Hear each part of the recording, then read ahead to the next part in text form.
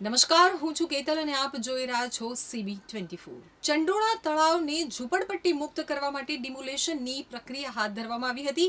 ત્યારે તારીખ 1/12/2010 પહેલા ચંડોળામાં રહેતા લોકો કે જેઓના મકાનો ડિમોલેશનમાં ગયા છે તેઓને તંત્ર તરફથી EWS હેઠળ મકાનો ફાળવવામાં આવશે।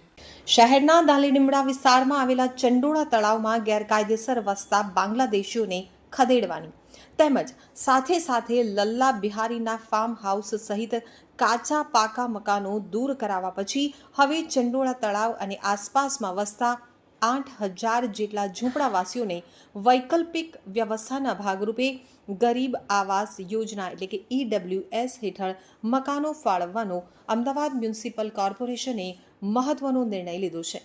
ચંડોળા તળાવને ઝૂંપડપટ્ટી મુક્ત કરવા માટે ઝૂંપડાવાસીઓને EWS મકાનો ફાળવવા અંગે સ્ટેન્ડિંગ કમિટીમાં મંજૂર કરાયેલા ઠરાવમાં તારીખ 1/12/2010 અગાઉ ચંડોળા તળાવ વિસ્તારમાં રહેનારાઓને જ આ યોજનાનો લાભ મળશે તેવી મહત્વની જોગવાઈ કરવામાં આવી છે।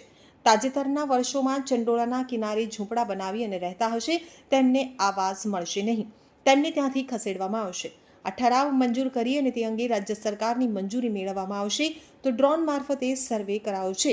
ચંડોળા તળાવ અને તળાવની ફરતે આશરે 2.5 લાખ ચોરસ મીટર જમીનમાં દબાણો હોવાનું જાણવા મળ્યું છે, તો તબક્કાવાર આ રીતે તમામ દબાણો દૂર કરાશે।